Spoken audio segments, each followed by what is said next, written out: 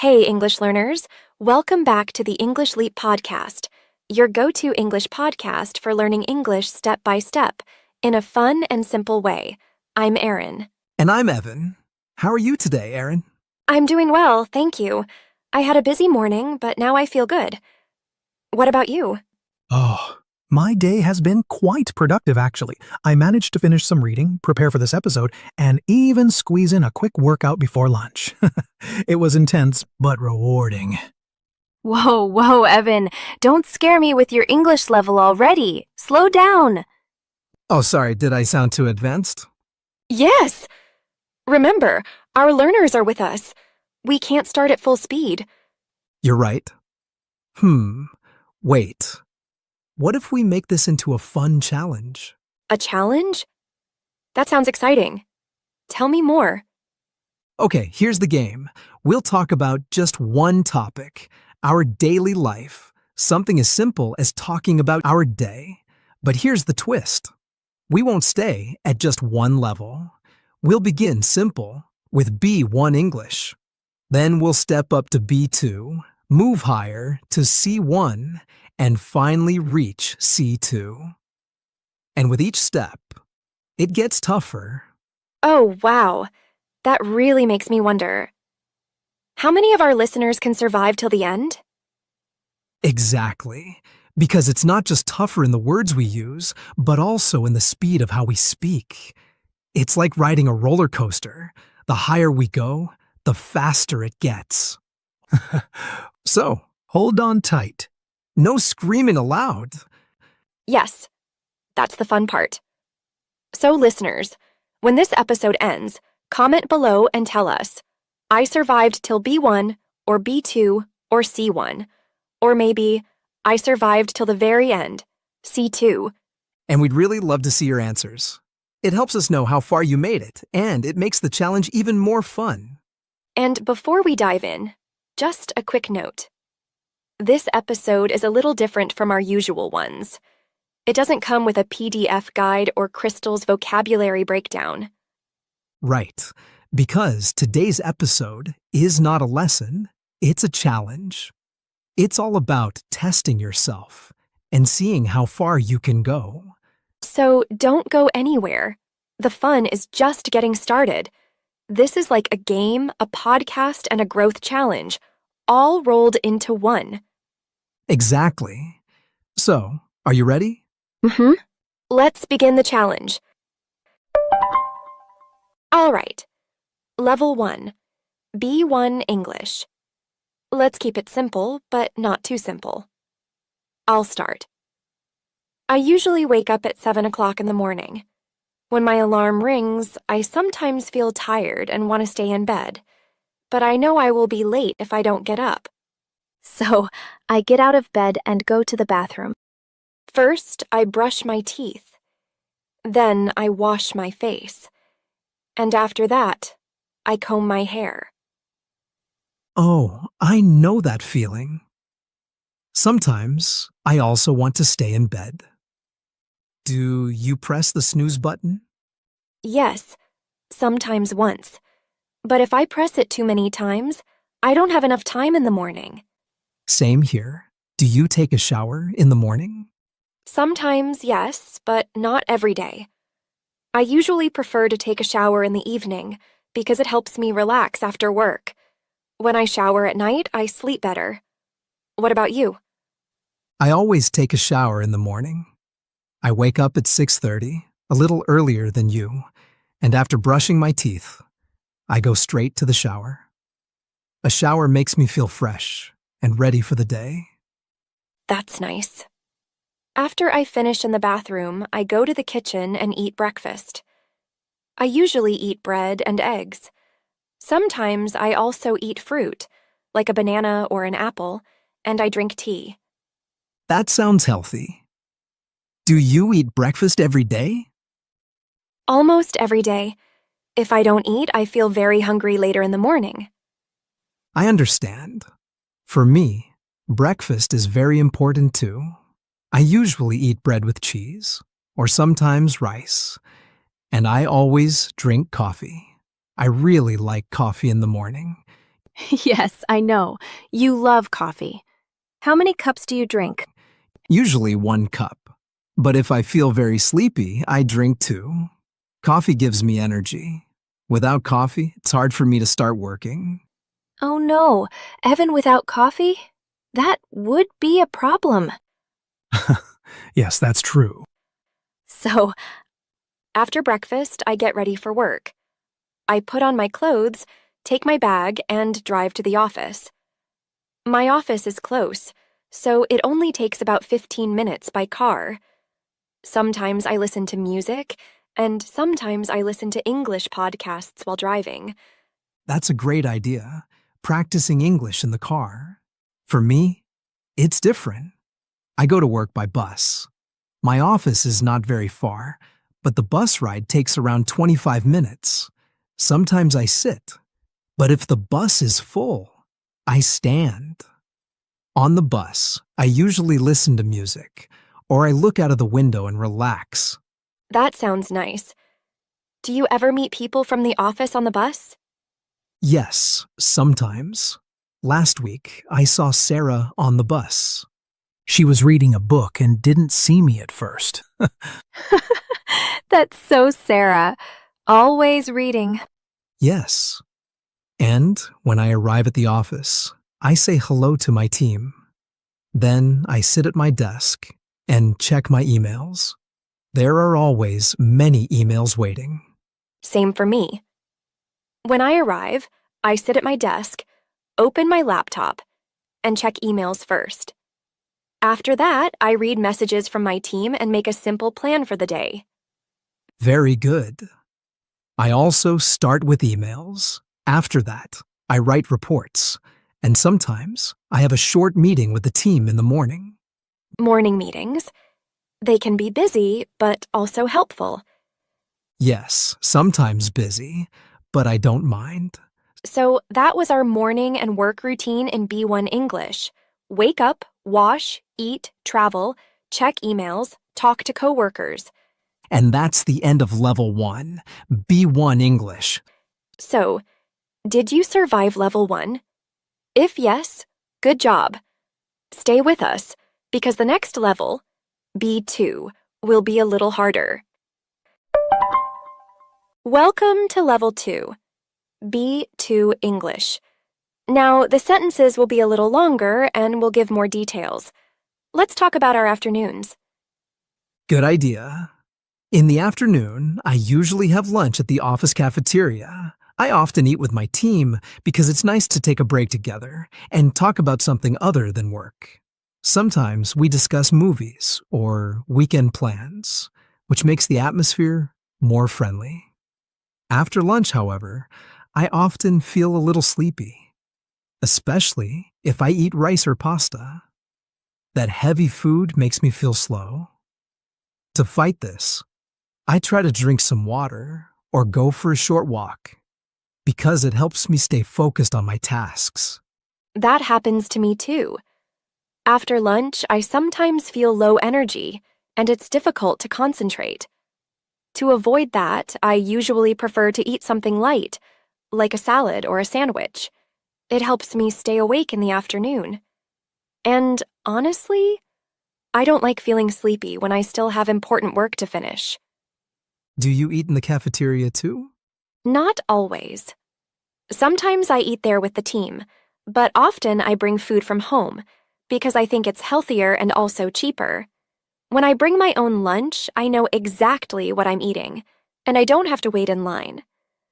That makes sense. For me, afternoons are usually busy. I often have meetings with my team, and sometimes the meetings are long. After that, I feel both tired and satisfied, because at least we finish important work. I don't like long meetings, but they are useful for solving problems. Yes, afternoons can be busy for me as well.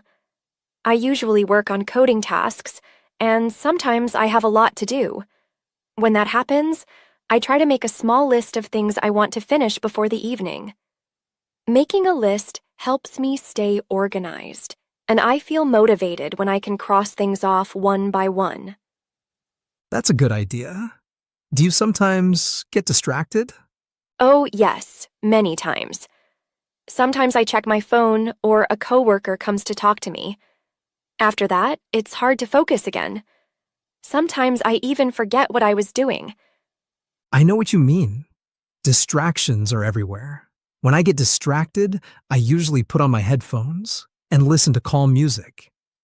That helps me stay focused and block the office noise. If I don't do that, I lose too much time. That's a nice strategy. Music can really help. I sometimes listen to soft music too, but I also like to take short breaks. When I walk around for 5 minutes, I come back with more energy. Yes, small breaks make a big difference. Without them, the afternoon feels too long. Exactly. So that's our afternoon routine in B2 English. We talked about lunch, meetings, work, distractions, and even strategies to stay focused. And we also shared how we feel in the afternoon. Sometimes sleepy, sometimes busy, but usually motivated to finish our tasks. So, did you survive level 2? If yes, wow, you made it this far. Welcome to the advanced zone. From here on, we'll speak faster, add idioms, and dive into deeper ideas. Many learners give up at this stage, but not you, right? Stay sharp. Let's see if you can survive C1. All right, now the challenge steps up. At this level, you'll hear more complex sentences, natural expressions, and deeper reflections. Let's talk about how we usually spend our evenings. Sounds good. In the evening, after finishing work, I often feel mentally drained, but I try not to collapse straight onto the sofa. Instead, I usually push myself to go for a walk, or sometimes to the gym. It's amazing how exercise, even a short session, helps me recharge both my body and my mind. You know the saying, a healthy body supports a healthy mind. After that, I have dinner, which usually feels like the reward for getting through the day. That's true. Exercise can change your mood completely. For me, evenings are mostly family time. I drive home from the office, and to be honest, traffic is often heavy and stressful. However, the moment I reach home and see my family, that stress just melts away. We have dinner together, and I think that simple act of eating with loved ones is one of the best ways to relax after a busy day. Absolutely. Sharing dinner can be very comforting. What do you usually do after dinner? I often read. Reading helps me unwind, and sometimes I get so absorbed in the story that I forget about the time. Time really flies when I'm enjoying a good book. On some evenings, I also write in my journal. I reflect on my day. What went well, what I could have done better, and what I want to focus on tomorrow. It's almost like having a conversation with myself, and it helps me stay on track with my long-term goals. That's an excellent habit. I sometimes do that too, but not regularly. When I take time to reflect, I realize that even small achievements matter. Sometimes, I write down 3 things I'm grateful for, and it shifts my perspective from stress to appreciation. I love that idea. It's true. Gratitude can completely change how you see the day. And I agree with you. Evenings aren't only about rest, they're also about preparation. If I don't plan my evening well, for example, if I stay up too late scrolling on my phone, then the next morning feels unproductive and rushed. Yes, I know exactly what you mean. That's why I try to call it a day at the right time. If I keep working into the late evening, I feel like I'm burning the candle at both ends. And then, I lose energy for the next day. But when I stop at a reasonable hour, I can start the next morning with fresh energy and clear focus. That's a great point. It's about balance. Sometimes people think being busy all the time is good, but in reality, if you don't rest properly, you lose both quality and motivation. Exactly. For me, evenings are like the bridge between work and rest, a chance to slow down, reflect, and prepare for the future. Without that bridge, I would feel like every day just blurs into the next. That's beautifully said. So, this was our evening routine in C1 English. We talked about exercise, family, reading, journaling, gratitude, and even balance. And you probably noticed that our sentences are longer, we used idioms, and the conversation included more abstract thoughts. So, did you survive level 3? If yes, that's incredible. You're still standing. You should be proud. Most people stop before this point, but you kept going. And now, the moment of truth. You've made it all the way to the ultimate test, level C2. From here, the training wheels are off. We'll speak at natural speed, dive into abstract ideas, and have the kind of conversation that native speakers enjoy every day. This is the final boss level. Very few learners survive until the end. If you're still with us now, you're already extraordinary. But here's the real question. Can you keep up when the language gets as fast and as natural as life itself? Let's find out together. Welcome to Level 4, C2 English. This is the summit of the challenge. If you're here, congratulations. You've reached the highest point. At this level, the language will sound more natural, more intricate, and yes, a little philosophical. So listen closely, stay sharp, and challenge yourself to hold on until the very end. If you can survive C2, you're already standing shoulder to shoulder with advanced English speakers around the world. At this stage, we're not just talking about daily actions. We're exploring what they signify. For instance, when I reflect on my evenings, I realize that the repeated choices I make, exercising, reading, preparing for the next day, gradually weave themselves into the fabric of my identity. It isn't only what I do each night, but who I am quietly becoming because of those actions. That's beautifully said. In my view, every routine functions like a seed planted in the soil of our lives. At first, the seed appears small, almost invisible, but over time it grows into a tree that shapes the landscape of our future. If my evenings are spent scrolling aimlessly on my phone, then I am planting seeds of distraction. But if I choose to read, reflect, or learn, I am planting seeds of growth and intention. Yes. And this leads us to an even larger question. How do we perceive time itself? In modern society, we are often relentlessly busy, rushing from one task to another, filling every hour with activity. Yet being busy is not the same as living fully. In fact, it can be the opposite. Sometimes it feels as though we are caught in the rat race, moving faster and faster, but without direction or meaning. I couldn't agree more. Activity without reflection can become emptiness disguised as progress. I often ask myself, did I truly live today, or did I merely manage a schedule? The clock never pauses. Time slips through our fingers like sand, whether we notice it or not. The tragedy is not that time passes, but that we fail to give it depth and significance. Precisely. That is why I believe reflection is not a luxury, but a necessity. Without it, days blur together into a meaningless cycle. But when we pause to consider what we've done and why, we add layers of meaning to the hours we've already spent. We transform ordinary routines into deliberate rituals that shape our character. And that is the essence of a day well lived. Night is not simply the end of a cycle.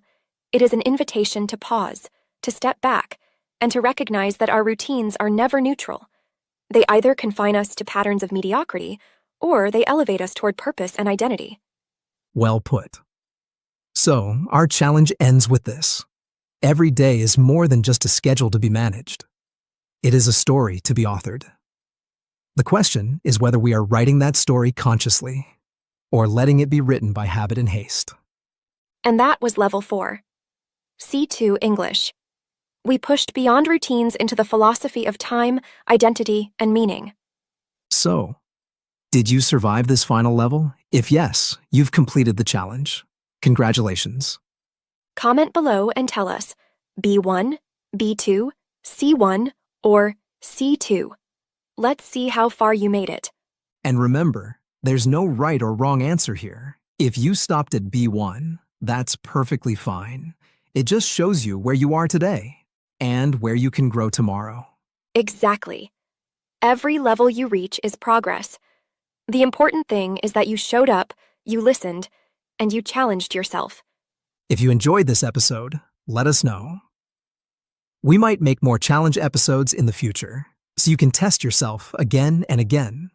This has been a fun journey, from B1 all the way to C2. Thank you for staying with us. And as always, keep practicing, keep growing, and keep challenging yourself. Right. See you in the next episode of the English Leap podcast.